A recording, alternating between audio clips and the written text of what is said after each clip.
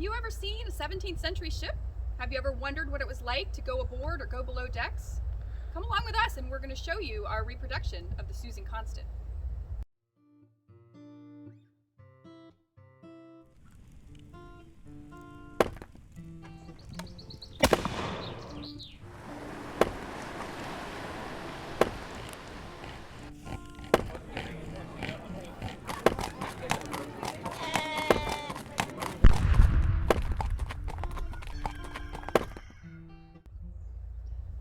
Welcome to Jamestown Settlement. I'm Kaia and I'm one of the sailors that work out here on our reproduction ships.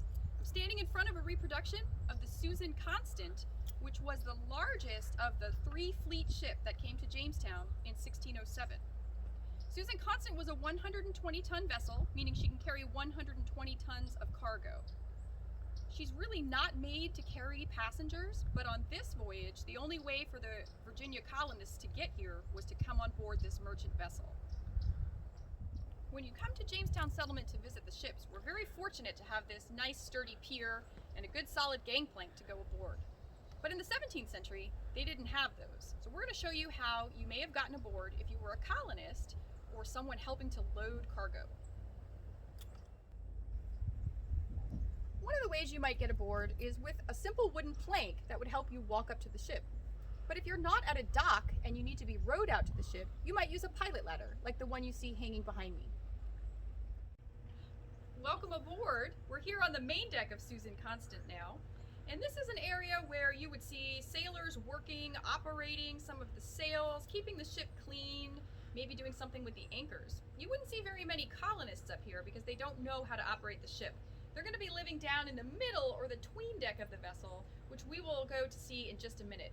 But while we're up here, let's go into some of the cabins and see how the crew lived.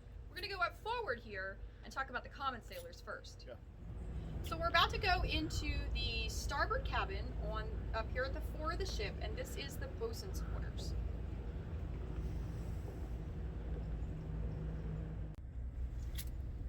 So we're here inside the bosun's quarters, and this is an area where sailors will rest and where there will be off watch, but it's also a storage area for some of their materials, and that's why you see a whole bunch of ropes or lines hanging up.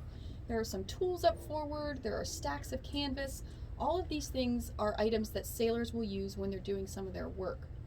Most people think when they see this cabin that it's very small, and that's pretty true, but it's important to remember that when you're on a merchant ship, you save the space for the cargo because that's how you make your money. So the sailors will be in here sharing their bunks. Half of them will be working at any given time. So we have to be kind of quiet because we've got some sailors in here who are off watch right now. So we've come around the corner and we're at the forwardmost bunk of the bosun's quarters. John Smith tells us that the bosun is in charge of the rigging of the ship. He and his mates will be the more experienced sailors who set and trim the sails. They do maintenance on the ships, they train the younger crew, and the bosun is responsible for meting out discipline to the ship's apprentices. So now I'm in the forwardmost section of the ship. This is called the beacon. You can see how it comes to a narrow point up forward here, and we've got one of the yards here that holds the sails. This area here is for operating the spritsail, which is a square sail that hangs out forward and is helpful in steering and keeping the ship on the right path. You'll notice that the deck out here is slatted. Because we're in the bow, we're going to take the waves first and hardest, and so if any water comes up in here, the slats will allow the water to run back off and the weight of the water won't rip off the beacon. This is also a very convenient place for sailors to answer Mother Nature's call. It's private up forward, you're almost always downwind, and there's not a lot of rigging in the way. So we're going to come out of the bosun's cabin now. We're going to head over to the port side of the ship. In the 17th century, they would have called it the larboard side, but that can get confusing, so we're going to stick with port. And here, I'm standing in front of the cook's cabin. Alright, so this is where the cooking is going to be happening. We've got a brick fireplace in here because we don't want to burn the ship down, but the food's not ready yet, so come back later. Here in the cook's cabin, the cook is going to have everything he needs for cooking right in here. So we got our brick fireplace, we got all the tools, and that's important because, well, You need to be able to get a hot meal every now and then, but you also don't want to burn the ship down. You also have the cook's private bunk right over here, and he's actually going to have a private cabin and bunk because he's not working the same schedule as everybody else. I told you the food's not ready yet. Come back later. All right, Here, take that let's instead. leave the cook alone. We're gonna head back here to the stern of the ship and see where the officers were staying. So this is the stern castle of the ship, and this is where the officers are gonna be living. Here we are in the officers' quarters. My shipmate Aaron is gonna tell you a little bit about it. Welcome to the officers' quarters. One thing you'll notice right away, got a lot more space relative to what you've seen in the other parts of the ship. So a little bit roomier back here, going to be a little bit more comfortable for the officers. Also being at the stern of the ship, it's a little bit smoother and drier ride. So rank has its privileges. It's also going to be really advantageous for the officers who are doing a lot of important navigation work and things like that back here. Working with their charts, working with their celestial navigation tools. You'll notice we have 3 bunks in this room for each of the senior officers. They would get their own bunk, and then the captain all the way back here, Christopher Newport, on this trip, he would get his very own room. So here we are in the captain's cabin. This is where Christopher Newport would have stayed on the voyage in 1607. He gets his own private room all the way at the stern of the ship, so it's probably going to be the most comfortable place to stay on the ship. And that privacy is definitely a high commodity on the ship. The captain and the cook are probably the only ones with their own rooms. So this right here is the whip staff. It is the steering mechanism of the ship. The whip staff is just a lever that goes down below decks and connects to the tiller, which runs all the way aft and connects to the rudder in the water. By pushing the whip staff to the port or starboard side of the ship, you're able to direct what direction the ship travels. Something you may notice, though, is from standing in this spot right here, you can't actually see where you're going. Too much of the ship is in the way in front of you. And because you're steering with a lever in this point in time, the ship's wheel had not been invented yet, you're going to have to keep the whip staff this part of the ship, which means someone's going to have to stand above you, probably the officer of the watch, and he will shout down and give directions to the helmsman down here. To that end, you have the binnacle right here in front of you. It has some of your navigation tools like your compass. So if you get a compass heading from the officer up above, you can look here, see what course your ship is taking, and make sure you steer the ship in the right direction.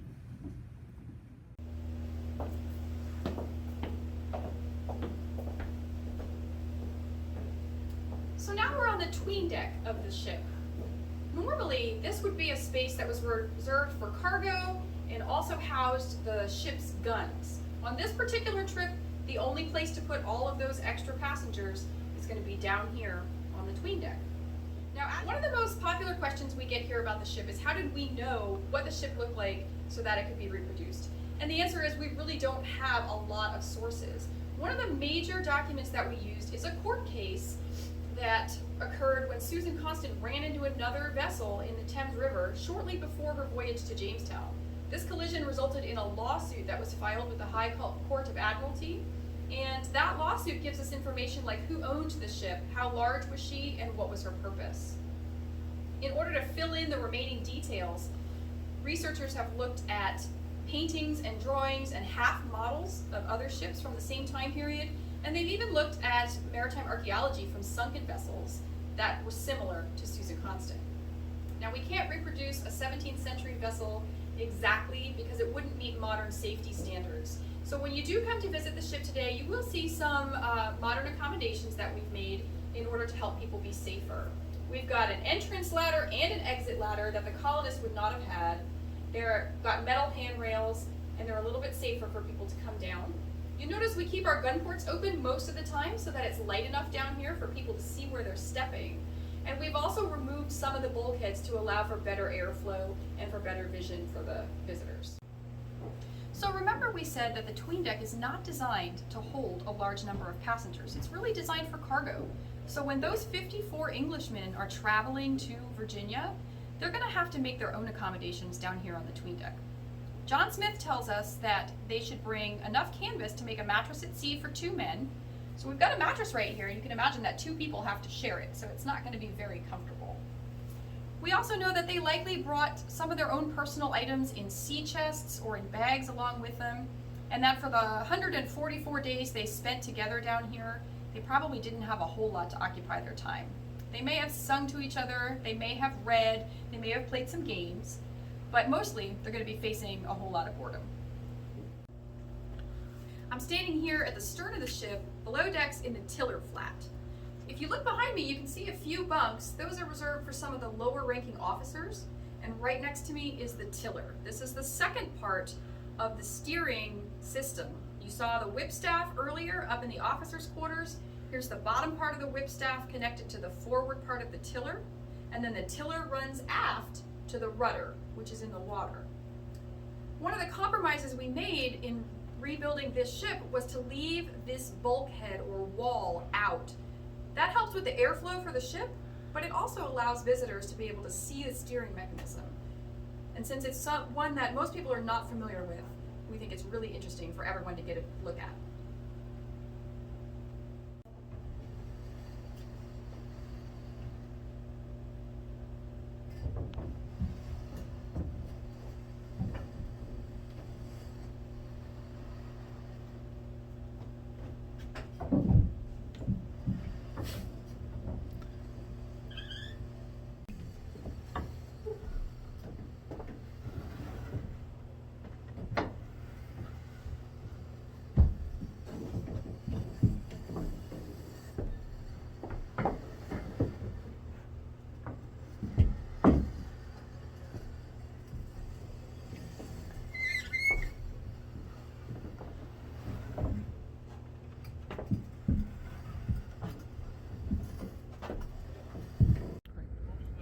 So here we have a good view of the ship hull overall. So I thought it would be a good idea to talk a little bit about the terminology of the vessel.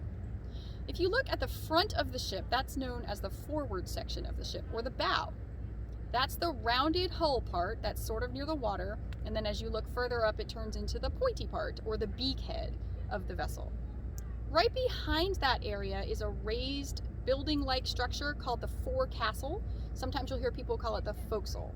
And that is a housing area for some of the crew.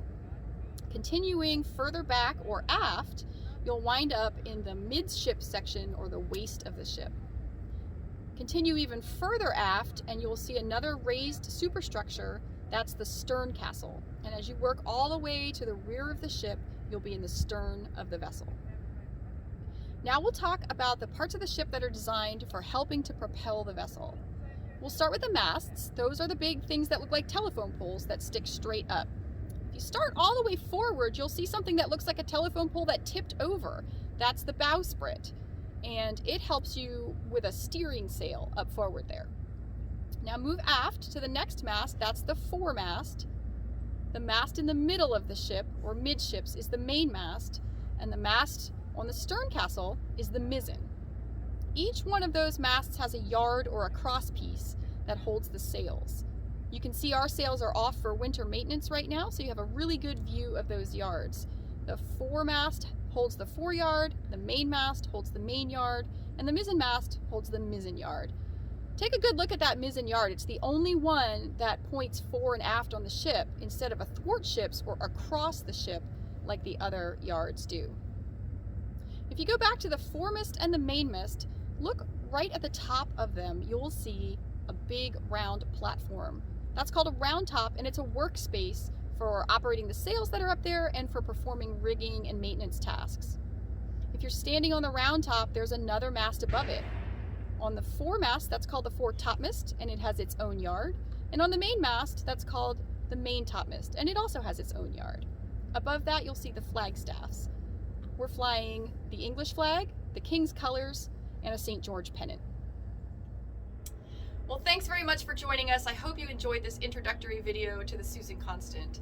If you liked it, remember to like and subscribe or leave a comment below and follow us on our other social media. Tune in the future for more videos on sailing, operating the ships, raising the anchors, rigging the vessels, and lots more. Have a great day.